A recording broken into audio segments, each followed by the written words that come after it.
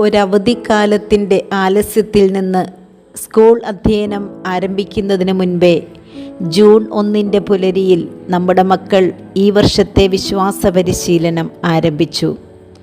വികാരിയച്ഛനും അധ്യാപകരും നിറപുഞ്ചിരിയുമായി നവാഗതരെയും മതബോധന ക്ലാസ്സിലെ മുഴുവൻ കുട്ടികളെയും വിശ്വാസദീപം തെളിച്ച് സ്വീകരിച്ചു. തിരുഹൃദയ തിരുനാളിനോടനുബന്ധിച്ച് നമ്മുടെ കുട്ടികൾ അവരുടെ ഹൃദയത്തിലുള്ള തിരുഹൃദയത്തിൻ്റെ രൂപം നന്നായി വരയ്ക്കുകയുണ്ടായി.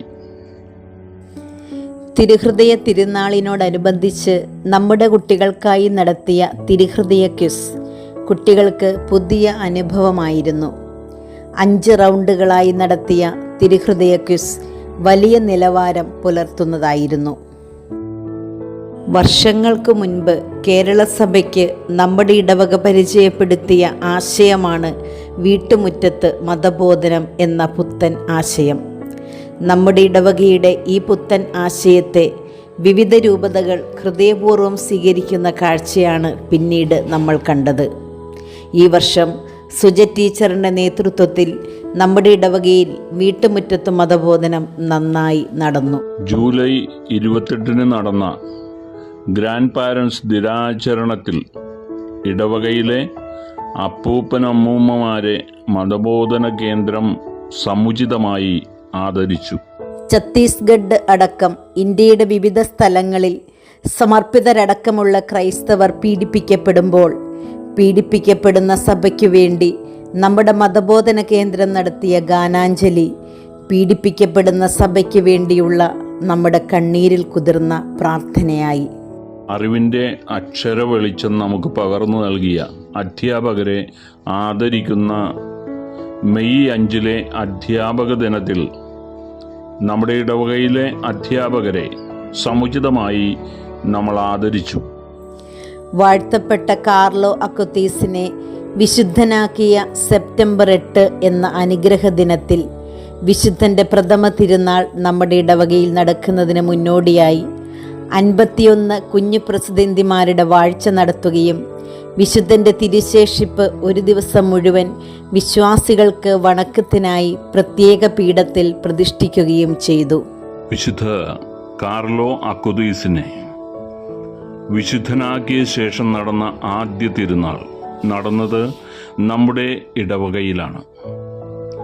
നമ്മുടെ 51 കുഞ്ഞുമക്കൾ തിരുനാൾ പ്രസിദ്ധന്തിമാരായി. സെപ്റ്റംബർ 12 ആരംഭിച്ച തിരുനാൾ 14 സമാപിച്ചു. കണ്ണഞ്ചിപ്പിക്കുന്ന ദീപാലങ്കാരങ്ങളോ കാതടപ്പിക്കുന്ന വാദ്യമേളങ്ങളോ ഇല്ലാതെ തീർത്തും ആത്മീയ നിറവിൽ നമ്മുടെ മക്കൾ നടത്തിയ തിരുനാൾ വലിയ സന്ദേശവും ഭക്തി നിറവും ഉണർത്തി. സെപ്റ്റംബർ 21 രൂപതാ ടീം നമ്മുടെ ഇടവകയിൽ സന്ദർശനം നടത്തുകയും മതബോധന പ്രവർത്തനങ്ങൾ വിലയിരുത്തുകയും ചെയ്തു. മിഷന് കടം കൊടുക്കുന്നവർ കർത്താവിന് കടം കൊടുക്കുന്നു. കർത്താവ് യഥാസമയം അത് തിരിച്ചു തരും എന്ന സന്ദേശവുമായി ഒക്ടോബർ 20 മിഷൻ സൺഡേ കടന്നു വന്നപ്പോൾ മതബോധന കേന്ദ്രവും വിവിധ പരിപാടികളുമായി മിഷൻ കരുത്താകാൻ സജീവമായി. നവംബർ 30 രൂപതയിൽ നടന്ന കയ്യെഴുത്തു മാഗസിൻ കോമ്പറ്റീഷനിൽ വിശ്വാസധാര എന്ന പേരിൽ കയ്യെഴുത്തു മാസിക ഒരുക്കി നമ്മുടെ കുട്ടികൾ കലയുടെ മികവ് പ്രകടിപ്പിച്ചു. 2 ലോക റെക്കോർഡിൻ്റെ തിളക്കവുമായിട്ടാണ് ഈ വർഷം നമ്മുടെ മതബോധന കേന്ദ്രത്തിൻ്റെ വാർഷിക തിരശീല ഉയർന്നു നിൽക്കുന്നത്.